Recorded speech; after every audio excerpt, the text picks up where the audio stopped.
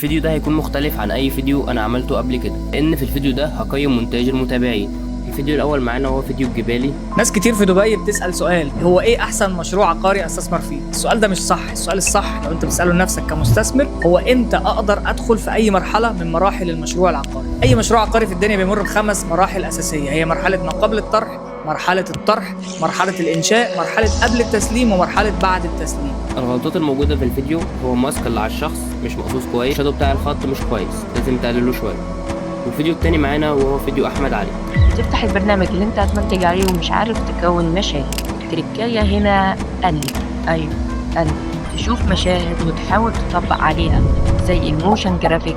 دي من اهم الحاجات اللي هتبقى مطلوبة هنا في المونتاج، لان المونتاج مش تكست انيميشن وبي رول وساوند افكت بس. رقم 1 صوت الموسيقى عالي جدا. رقم 2 لون الخط مش متناسق مع بعض. الفيديو الثالث فيديو صلاح.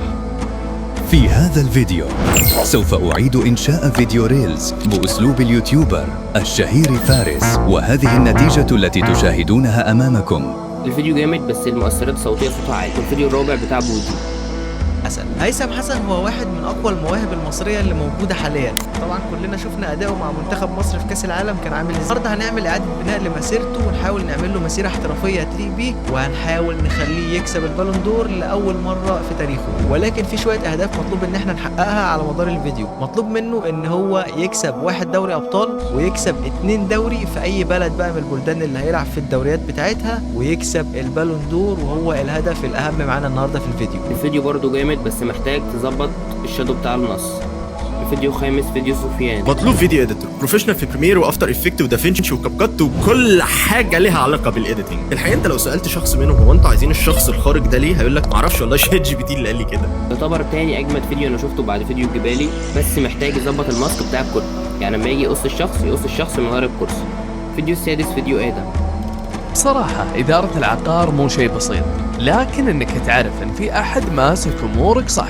فريق إدارة الأملاك عندنا فريق سعودي يتابعون كل شيء من الإيجار للصيانة وحتى الأمور القانونية، وأنت مرتاح البال. يعني عقارك معنا بإدارة ترفع الراس. محتاج تظبط الشادو برضو بتاع النص وحركة الكاميرا تظبطها. مش عارف ليه كل الناس بتغلط في الشادو بتاع النص ده. انا كنت منزل حلقة عن شرح النصوص فيها كل اعدادات الشادو، لو انت عايز تتفرج عليها هتلاقيني سايب لك اللينك بتاعها تحت في الوصف. الفيديو السابع بتاع بودي. الصراحة في شيء لازم نتكلم عنه، في وايد شباب طموحين، عندهم أفكار، عندهم مشاريع حلوة، عندهم أشياء ممكن توصلهم لبعيد، لكن ما في من يستغل هذه الأفكار ويوصلهم للمكان اللي يبونه. تلقى الواحد يمنتج، يبتكر، يصنع كلها من غرفته، ولكن للأسف ما يوصل لمكان. واللي أهم من هذا ما في المنصة الصح اللي تدعم كل شغله وكل مجهوده. هو الفيديو جامد بس برضه صوت المؤثرات عالي، المؤثرات الصوتية، وعندك الخط مغطي على وش الشخص وهو بيتكلم، فدي غلطة كبيرة أوي ما ينفعش نعملها. الفيديو الثامن والأخير وهو فيديو محمد سعيد. كل ما زادت مهاراتك زادت حاجة الناس إليك وزاد استغناؤك عن الناس.